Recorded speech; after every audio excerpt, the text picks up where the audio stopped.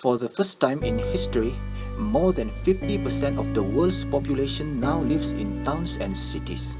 By the year 2050, this number is expected to increase to 66%. The shift from rural to urban areas, mainly in Africa and Asia, is due to poverty and related socio-economic factors.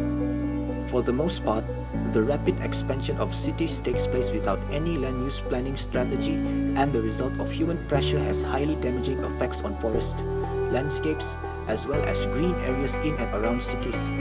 The environmental impacts of urbanization are often intensified by climate change and include increased pollution, decreased availability of food and resources, as well as increased poverty and frequency of extreme climatic events. Urban trees can help to mitigate some of the negative impacts and social consequences of urbanization and thus make cities more resilient to these changes. In this video, I'm going to talk about the climatological uses and the environmental engineering uses of urban trees. Climatological uses. Speaking of climate change, trees and other vegetation can affect the levels of human comfort through four elements, which are solar radiation, air movement, air temperature, humidity, and precipitation. Infrared radiation from the sun can heat up the body directly when striking the skin or clothing and indirectly when reflected from other objects.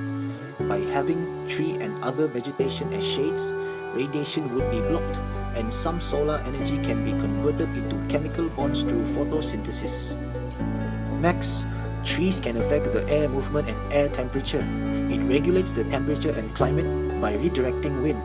By having a wall of trees and vegetation, wind can be guided and accelerated to area which cooling is desired during the summer months, or it can be used to block and deflect the cold winds during the winter months. Additionally, windbreaks can be designed to slow the speed of the wind by filtration when some, but not all airflow is desired. Building energy budgets. As you all know, trees reduce temperatures by shade and transpiring water. This helps reduce air conditioning bills and energy use. Studies have even proven that one mature tree can produce the same cooling effect as 10 room-sized air conditioners. This becomes an effective tool in reducing urban heat islands and hotspots in cities. Trees can also save up to 10% of local energy consumption through their moderation of the local climate. Vegetation can also affect building heating budgets. Heating for buildings can be quite expensive. For building that requires heating, with a well-designed landscape, heat loss can be reduced through three mechanisms, which are air infiltration, heat conduction, and radiation transmission. Proper arrangement of vegetation around buildings can reduce air infiltration by reducing wind velocities. Having a layer of vegetation close to and on exterior walls can trap air, which act as an insulating effect on the exterior surface. These windbreaks are found to reduce home heating costs by 4% and up to 22%. Talk about bang for your buck! Provided that this vegetation does not shade your building during the winter. Urban heat island. An urban heat island is a metropolitan area that is a lot warmer than the rural areas surrounding it. Heat is created by energy from all the people, cars, buses, and trains in big cities like New York, Paris, and London. Buildings' materials are usually very good at insulating or holding in heat. This insulation makes the areas around buildings warmer.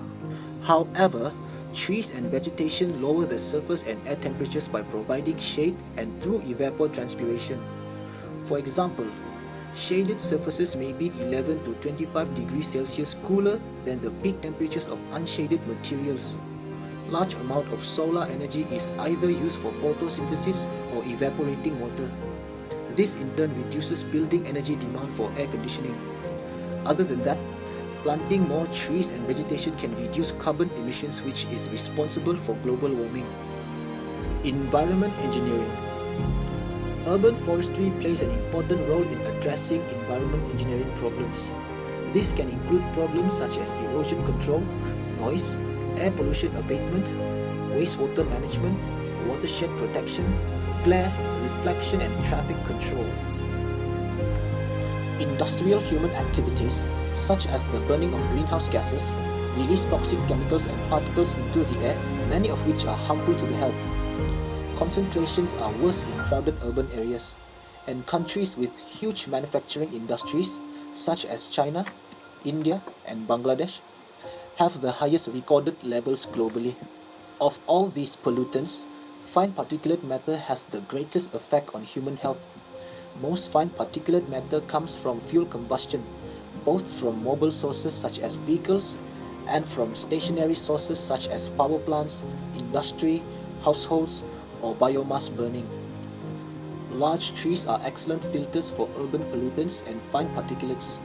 They absorb pollutant gases such as carbon monoxide, nitrogen oxides, ozone, and sulfur oxides, and filter fine particulates such as dust, dirt, or smoke out of the air by trapping them on leaves and bark.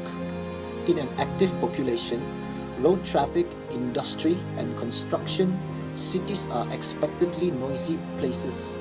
Trees and vegetation can provide effective noise barriers. A properly designed buffer of trees and shrubs can reduce noise by about 5 to 10 decibels, or about 50% as perceived by the human ear. Glare and reflection can be a problem in urban areas, especially with buildings and roadways with smooth, light-colored surfaces. However, if there is trees and vegetation planted, the source of unwanted light can be filtered or blocked. All there is to do is to cover the surface that is reflecting the light with trees or vegetation.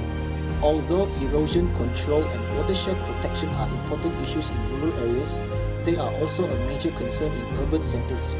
Soil erosion in urban areas is frequently a serious problem. Urban soils are exposed to erosive forces in the atmosphere due to construction, neglect, or overuse of surface in public recreation and gathering places. Urban forests provide cleansing of partially treated municipal wastewater. Stormwater runoff from urban areas is greater than from rural areas due to impervious surfaces which prevent and reduce water infiltration. By having natural vegetation, rain droplets can be intercepted and evaporate before it reaches the ground, substantially reduces the volume and rate of stormwater runoff, which effectively helps protect soil from erosion and reduces flash flooding. There are so many benefits that urban vegetation like the trees and other plants can provide in our densely populated cities. Do you think that the role of urban trees and vegetation justify the attention to be placed on the development and maintenance of urban forests? Thank you for watching.